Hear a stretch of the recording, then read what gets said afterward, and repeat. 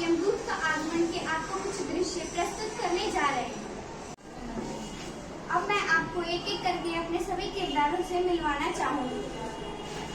ये है राजा अभिमान सिंह, ये है अभिमान सिंह की रानी महामाया, ये है हमारे मंत्री कृपापाल सिंह, ये है पंडित गुणगानी और ये है यमदूत।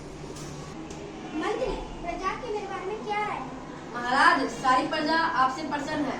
छोटे बड़े सभी आपकी प्रशंसा करते हैं। आपकी न्याय, सच्चाई और दया को भला कौन ही भूल सकता है।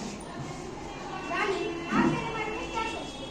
महाराज, आपके समान कोई दूसरा राजा इस धरती पर है ही नहीं। पंडित गुरु, आप मेरी रोज बड़ाई की गीत गाते रहते हैं, आप मेरे बारे में क्या सोचते हैं? महाराज, मैं तो कभी भी अपनी छुट्टी बड़ाई कर ही नहीं सकता।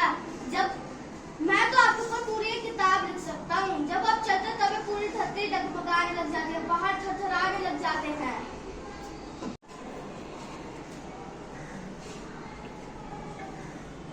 अरे, प्रजा तो मेरे से बहुत खुश है।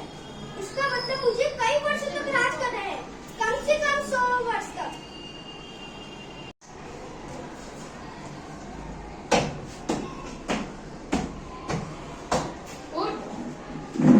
अरे, तुम कौन हो? मेरे महल में यहाँ अचानक घुस कैसे आए? मैं यमराज का दूत हूँ, मैं तुम्हें ले जाने आया हूँ। अरे यमदूत, यमराज को नहीं पता मेरे चलने से पृथ्वी डगमगाने लग जाती है, पहाड़ थरथराने लग जाते हैं।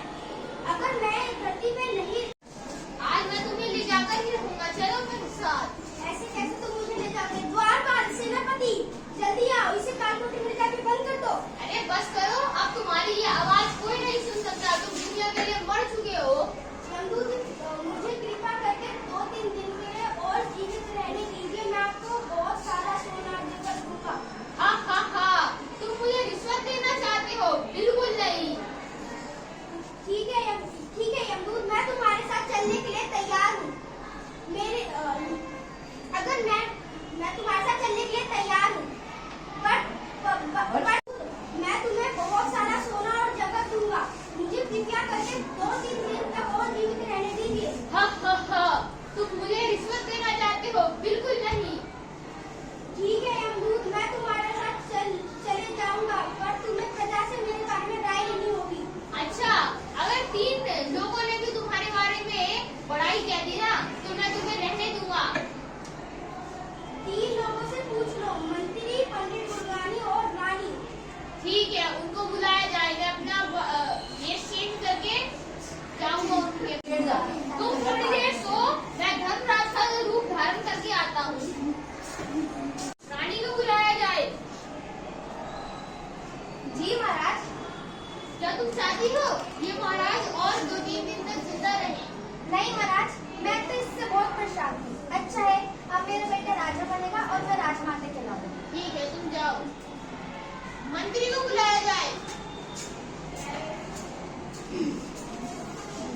कहिए प्रभु, क्या आ गया है? क्या तुम चाहते हो ये 2-3 दिन और जीवित रहे? नहीं महाराज, मैं तो इनसे बहुत परेशान था। ये तो ना ही मेरी कोई बात सुनते थे, बस अपने ही कहते रहते थे। खुद तो पागल थे ही, मुझे पागल बना देता। ठीक है, तुम जाओ। पंडित गुणगानी को भेजा जाए। जय हो महाप्रभु। क्या तुम चाहते हो ये 2-3 दिन और जीवित रहे? क्या ही करे प्रभु, ये राजा तो ऐसा घमंडी था कि पूछो ही मत। अपनी झूठी बड़ाई सुन ये फूला रहता था।